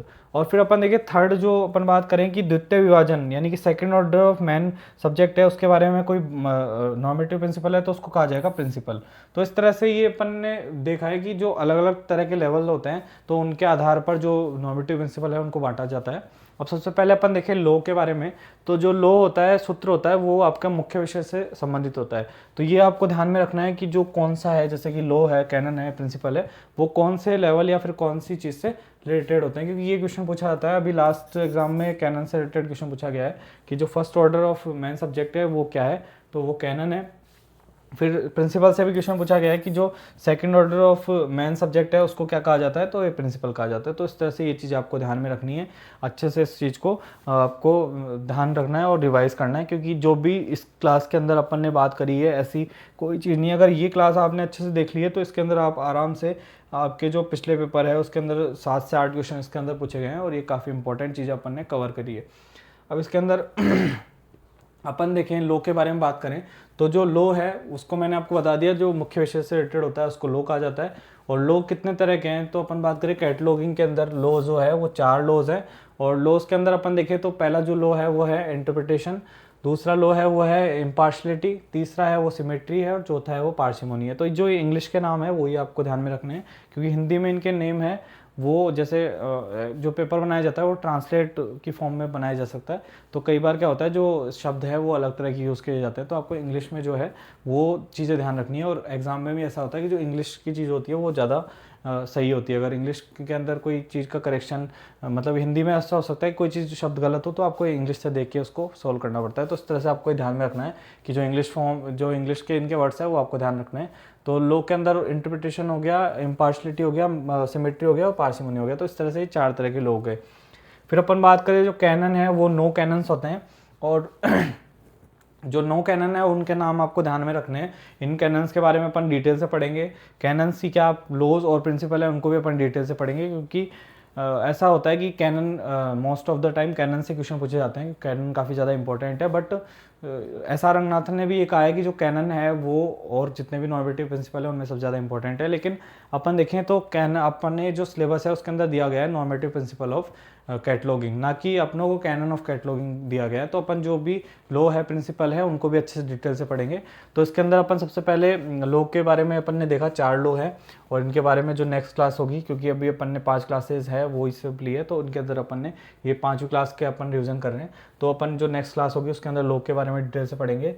अब कैनन के बारे में देखें तो 9 कैनन्स है, जिसके अंदर सबसे पहला कैनन है वो है कंसिस्टेंसी और दूसरा कैनन है वो है शॉर्ट हेडिंग, जिसको अपन आगे देखेंगे किस तरह से ये पहले कौन सा कैनन था और बाद में कैसे चेंज हो गया। फिर तीसरा है वो है असर्टेनेबिलिटी, फिर चौथा है वो है पार्सिमोनी, चौथा है वो है परमानेंस, और फिर 5वां है वो है करेंसी, और 6ठा है वो प्रीपोटेंस है, 7वां कॉन्टेक्स्ट है, और 8वां है वो इंडिविजुअलाइजेशन है, और 9वां है वो है रिकॉल वैल्यू। तो इस तरह से 9 तरह के आपके कैनन्स दिए गए हैं एस.आर. रंगनाथन के द्वारा। ये और बात है कि जो नॉर्मेटिव प्रिंसिपल है वो किसने दिया, अगर ये क्वेश्चन आपसे पूछा जाए तो एस.आर. रंगनाथन ने ही नॉर्मेटिव प्रिंसिपल है वो दिए। अब वो कैसे उसका डेवलपमेंट हुआ है वो अभी अपन देखते हैं। इस स्लाइड के बाद वाली जो स्लाइड है उसके अंदर अपन देखेंगे कि जो कैनन है उनका किस तरह से विकास हुआ है। तो ये वाली स्लाइड है, ये भी आपके लिए काफ़ी ज़्यादा इंपॉर्टेंट है, क्योंकि जो 9 कैनन है उनका नाम तो आपको ध्यान में रखना है, क्योंकि इसमें क्वेश्चन किस तरह से पूछे जाते हैं वो मैं आपको बताता हूँ। जैसे आपके पास में जो क्लासिफिकेशन है उसके कैनन होते हैं और जो कैटलॉगिंग है उसके कैनन होते हैं। तो इस तरह से क्वेश्चन पूछा जाता है कि जो मान लो आपको 3 ऑप्शन इसमें से दे दिए और एक ऑप्शन दे दिया आपको क्लासिफिकेशन वाला कैनन, तो इस तरह से पूछा जाएगा कि इसमें से असंगत छांटो। उसके अलावा में आपसे पूछा जा सकता है कि क्लासिफिकेशन के कैनन कौन कौन से हैं, तो इनमें से आपको ऑप्शन दे दे और एक आपको क्लासिफिकेशन का ऑप्शन दे दे, यानी कैटलॉगिंग का कैनन पूछे और दूसरा एक क्लासिफिकेशन का डाल दे। तो इस तरह से आपको उनके नाम ध्यान में रखने हैं। नाम के अलावा इनके डिटेल है वो भी आपको ध्यान में रखनी है, वो अपन आगे पढ़ेंगे तब मैं आपको डिटेल से समझाऊंगा और उसका रिवीजन भी अपन अच्छे से कर लेंगे। तो इस तरह से 9 कैनन आपको ध्यान में रखना है। उसके बाद में प्रिंसिपल के बारे में बात करें, सिद्धांत के बारे में, तो 4 तरह के आपके सिद्धांत है जिसमें कि सबसे पहला जो सिद्धांत है वो है लोकल वेरिएशन का, फिर दूसरा है वो ऑस्मोसिस है, तीसरा है यूनिटी ऑफ आइडिया और चौथा है वो प्रोबेबिलिटी। तो इस तरह से 4 तरह के आपके प्रिंसिपल हो गए, 4 लॉ हो गए, 9 कैनन हो गए और 4 ये आपके प्रिंसिपल हो गए। तो इस तरह से ये तीनों चीज़ों के बारे में अपन ने बात करी। तो इसके अंदर आपको जितनी भी चीज़ें हैं वो सब काफ़ी इंपॉर्टेंट है। ये शॉर्ट नोट्स बनाने का तरीका होता है वो आपको अच्छे से समझ में आ गया होगा, तो आपको इस तरह से शॉर्ट नोट्स बनाने हैं। अब देखते हैं अपन बात करें डेवलपमेंट ऑफ नॉर्मेटिव प्रिंसिपल। तो नॉर्मेटिव प्रिंसिपल का डेवलपमेंट किस तरह से हुआ है, तो 4 फेज़ के अंदर इसका डेवलपमेंट हुआ है, जिसमें first phase, second phase, third phase, fourth phase.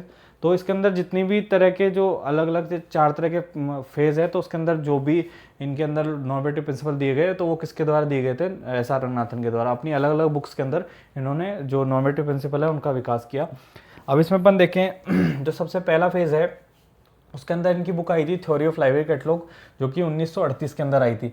तो इस बुक के अंदर इन्होंने 6 कैनन बताए और ये जो 6 कैनन है उनको आपको ध्यान में रखना है। उसके लिए आप शॉर्ट में इस तरह से ध्यान रख सकते हो। सबसे पहले 2-2 कैननों का पेयर बना के ध्यान रख सकते हो, CR, AP और CP। तो CR, AP, CP, CR, AP, CP। तो इस तरह से आप इसको याद रख सकते हो, क्योंकि ये पूछा जा सकता है आपसे कि फर्स्ट जो फेज़ था, या फिर अपन देखें तो थ्योरी ऑफ लाइब्रेरी कैटलॉग है जो कि 1938 में एस.आर. रंगनाथन ने बुक दी, तो उसके अंदर कौन कौन सा कैनन था या फिर कौन सा कैनन नहीं था। तो ये 6 कैनन इनके द्वारा दिए गए थे, तो 6 कैनन आपको ध्यान में रखने हैं।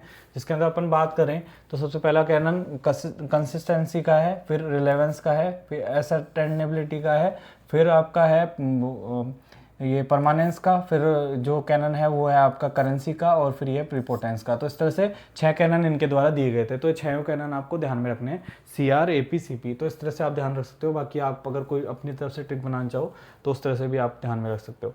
फिर उसके बाद में अपन सेकंड फेज़ की बात करें तो सेकंड फेज़ जो कि 1950 से अपन मानते हैं, तो 1950 में क्या किया एस.आर. रंगनाथन ने, इस कैनन का नाम चेंज कर दिया। कौन से का, रिलेवेंस का, जो कि आपका सेकंड वाला अपन ने बात करी थी CR के अंदर। तो R जो था रिलेवेंस, जो उसका नाम चेंज कर दिया और नाम चेंज करके उसका नाम रख दिया शॉर्ट हेडिंग। तो इस तरह से इसका नाम चेंज कर दिया कब, 1950 के अंदर। तो एक क्वेश्चन पूछा जा सकता है कि रिलेवेंस का नाम कब शॉर्ट हेडिंग कर दिया गया 1950 में, या फिर रिलेवेंस का नाम क्या चेंज कर दिया गया, शॉर्ट हेडिंग का नाम पहले क्या था। इस तरह से क्वेश्चन पूछे जा सकते हैं, तो ये आपको ध्यान में रखनी है। फिर अपन देखें तो 1955 के अंदर एस.आर. रंगनाथन ने, यानी कि सेकंड फेज के अंदर 1955 में हेडिंग एंड कैनन की एक बुक आई, जिसके अंदर इन्होंने 2 कैनन बताए थे। अब 2 कैनन कौन कौन से हैं, तो एक CP आपको ध्यान में रखना है, CP। अब CP ऊपर भी था नीचे भी था, तो आपको इनके नाम है वो अच्छे से ध्यान में रखने हैं। और अगर आप नहीं भी ध्यान रखो तो एक चीज़ ध्यान रखना, देखो इसके अंदर अगर आप 6 कैनन भी नहीं ध्यान रखो, वैसे तो आपको ध्यान में तो रखना है क्योंकि इनके नाम तो आपको याद करने ही पड़ेंगे, लेकिन फिर भी आपको अगर ये ध्यान में नहीं रहे कि हाँ 6 कौन से थे फर्स्ट पेज के अंदर, तो आप इतना ध्यान रखो कि आपको ये दोनों कैनन याद रखने हैं और उसके साथ में एक ये रिकॉल वैल्यू है, ये ध्यान में रखना है। बाकी जो बचेंगे वो फिर आपके फर्स्ट पेज के अंदर हो जाएंगे। तो इस तरह से CP जो है वो आपको ध्यान रखना है। CP के अंदर जो है एक तो आपका कॉन्टेक्स्ट था और एक था आपका प्योरिटी। तो इस तरह से 2 कैनन इन्होंने दिए सेकंड फेज के अंदर। हेडिंग एंड कैनन की बुक थी 1955 के अंदर एस.आर. रंगनाथन के द्वारा। फिर अपन देखें थर्ड फेज, तो थर्ड फेज के अंदर इन्होंने अपनी बुक CCC जो कि क्लासिफाइड कैटलॉग कोड है, इसके 5th एडिशन के अंदर इन्होंने क्या किया कि प्योरिटी जो कैनन था, जो इन्होंने 8th वाला कैनन दिया था प्योरिटी, उसका नाम चेंज कर दिया, नाम नहीं चेंज करा, इसको हटा ही दिया। तो ये हटा दिया गया कब, आपका CCC के 5th एडिशन के अंदर। जो थर्ड फेज था, जो CC का 5th फेज आया था, तो उसके अंदर क्या किया गया, जो प्योरिटी वाला कैनन था उसको हटा दिया गया और उसकी जगह नया कैनन जोड़ दिया गया, इंडिविजुअलाइजेशन। तो ये इंडिविजुअलाइजेशन है, ये किस कैनन को कब जोड़ा गया, थर्ड फेज के अंदर। फिर आपको ध्यान रखना है थर्ड फेज है उसमें 4 जो आपके लोज हैं, क्योंकि टोटल आपके 4 लो है तो उसमें आपको ध्यान रखने की जरूरत नहीं है कौन कौन से लो है। तो 4 जो लोज हैं उनको जोड़ा गया कब, थर्ड फेज के अंदर। तो ये आपसे पूछा जा सकता है, जो आपके कोई सा भी लो है उसका नाम देख के पूछा जा सकता है कि हाँ ये लो कब जुड़ा था, या फिर आपसे सीधा भी ये पूछा जा सकता है कि जो ये है चारों लो वो कौन से फेज के अंदर जोड़े गए, तो आपको थर्ड फेज के अंदर जोड़े गए थे। फिर अपन बात करें जो प्रिंसिपल है, 2 प्रिंसिपल इसके अंदर जोड़े गए थे। तो 2 प्रिंसिपल में कौन कौन से हैं, तो या तो आप इन दोनों को याद रख लो तो ये बच जाएंगे, या फिर आप ये ध्यान रख लो कि ये तो लोकल वेरिएशन जोड़ा गया था और एक आपका जोड़ा गया था ऑस्मोसिस। तो इस तरह से 2 जो प्रिंसिपल है वो जोड़े गए थर्ड फेज के अंदर। फिर फोर्थ फेज के बारे में अपन बात करें तो फोर्थ फेज के अंदर आपकी एक जनरल प्रकाशित हुई थी कब, दिसंबर 1969 के अंदर। ये भी एस आर रंगनाथन से रिलेटेड है। तो ये जो जनरल है वो प्रकाशित हुई, तो इसके अंदर जो था वो एक कैनन जो कि आपकी रिकॉल वैल्यू है और 2 प्रिंसिपल है वो उनको मतलब प्रकाशित किया गया। अब इस जो जनरल है उसका नाम ध्यान रखना है आपको, library science with slant to documentation. तो ये आपको जनरल ध्यान रखनी है। और इसके अंदर जो था कि एक तो आपका कैनन रिकॉल वैल्यू जो कि आपका नवीनतम 9वें नंबर का कैनन था, इसको प्रस्तुत किया गया। और उसी के साथ साथ में 2 प्रिंसिपल आपके थे जो कि आपके यूनिटी ऑफ आइडिया और प्रोबेबिलिटी। तो ये 2 प्रिंसिपल है उनको प्रकाशित किया गया, यानी कि इनका विकास किया गया। तो इस तरह से आप देखोगे तो यहाँ पे अपन देखिए 6 कैनन तो इसमें आया, 2 इसमें आया और 1 इसमें आया। तो आप ये ध्यान रखो फर्स्ट, सेकंड, थर्ड और फोर्थ। तो इस तरह से अपन बात करें तो 6 कैनन इसके अंदर आए। और सेकंड वाले में क्या आया, तो सेकंड वाले में 2 कैनन आए। थर्ड वाले में अपन बात करें तो कोई कैनन नहीं आया, इसके अंदर आपके 4 लो आए और 2 आपके प्रिंसिपल आए। फिर उसके बाद में फर्स्ट मतलब कि एक इसके अंदर कैनन आया और इसके साथ में 2 प्रिंसिपल आए। तो इस तरह से अपन देखें तो 9 तो आपके कैनन हो गए और 2 लो, 2 प्रिंसिपल इसके अंदर हो गए और 2 प्रिंसिपल इसके अंदर हो गए। तो इस तरह से आपको ध्यान में रखना है 4 तो लो है, 4 ही प्रिंसिपल है और 9 तरह के कैनन होते हैं किसके अंदर, नॉर्मेटिव प्रिंसिपल ऑफ कैटलॉगिंग के अंदर। तो इस तरह से अपन ने आज की क्लास के अंदर डिटेल से या फिर अपन बात करें तो शॉर्ट नोट्स की हेल्प से पूरी क्लासेस का रिविजन कराया। अगर आपने पहली वाली क्लासेस देखी होगी और अगर आपने अच्छे से क्लास देखने के बाद में, जैसे मैंने आपको समझाया था कि क्लास देखो, क्लास देखने के बाद में एक बार आप उस नोट्स से रिवाइज़ करो और नोट्स से रिवाइज़ करने के बाद में आप जैसे भी सुबह लगे या फिर शाम को, तो जैसे अपनी 9 बजे क्लास आती है तो 9 बजे आप क्लास लेने के बाद में जो नोट्स बनाओ उससे एक बार में रिवाइज़ कर लो। उसके बाद में शाम को जैसे भी आपको ठीक लगे तो शाम को आप एक बार टेस्ट दे लो। तो टेस्ट दे लोगे तो आपको जितना भी आपको पढ़ा हुआ था वो आपको अच्छे से याद हो जाएगा और फिर नेक्स्ट डे आप फिर से क्लास ले सकते हो। तो इस तरह से अगर आपने रिवीजन करा होगा तो इस क्लास में आपको अच्छे से और रिवाइज हो गया होगा आपका, और आपको अब वापस उस चीज़ को पढ़ने की ज़रूरत नहीं है। तो इस तरह से आपको मैंने अच्छे से समझा दिया, अच्छे से रिवीजन करा दिया। इसी तरह की अपनी क्लास होगी हर हफ्ते, जैसे कि सैटरडे के दिन अपन ऐप के ऊपर इस तरह से क्लास लेंगे। तो इस तरह से आपको पूरा रिवाइज करा देंगे ये चीज़ें। अब इसके अंदर अपन देखें तो आपको अगर बैच लेना है तो आप ले सकते हो। इसके लिए आपको एस्पिरेंट्स एकेडमी का ऐप डाउनलोड करना है। इसको आप अगर यहाँ से स्कैन करोगे तो यहाँ से भी आप डाउनलोड कर सकते हो। तो ऐप डाउनलोड कर लो, ऐप तो आप डाउनलोड कर लो अगर कोर्स भी नहीं लेना तो आपको, क्योंकि इसके अंदर क्या है कि जो आपके 11th थर्ड ग्रेड के जितने पेपर हुए हैं तो वो सब अपन ने डाल रखे हैं, उसके साथ सिलेबस भी है। और 11th थर्ड ग्रेड का जो 2024 वाला पेपर है तो उसको जैसे कि टेस्ट के फॉर्म में वो भी डाल रखा है। तो यहाँ से आप इसको दे सकते हो। तो यहाँ से आप इसको स्कैन करके या फिर आप अगर सर्च करोगे एस्पिरेंट्स एकेडमी प्ले स्टोर पे तो वहाँ से भी ऐप आ जाएगा, तो वहाँ से भी आप डाउनलोड करके देख सकते हो। इसके अलावा बैच नहीं लेना आपको तो आप टेस्ट सीरीज़ ले सकते हो और अच्छे से पढ़ सकते हो, आपका रिवीजन होता रहेगा टेस्ट सीरीज से। तो बाकी अगर आपको ये क्लास अच्छी लगी हो तो आप इस क्लास को लाइक कर दीजिए और आपके जितने भी फ्रेंड्स हैं जो लाइब्रेरी साइंस की तैयारी कर रहे हो तो उनके साथ आप इसको शेयर कर सकते हो। बाकी मिलते हैं अपनी नेक्स्ट क्लास के साथ में या नेक्स्ट वीडियो में।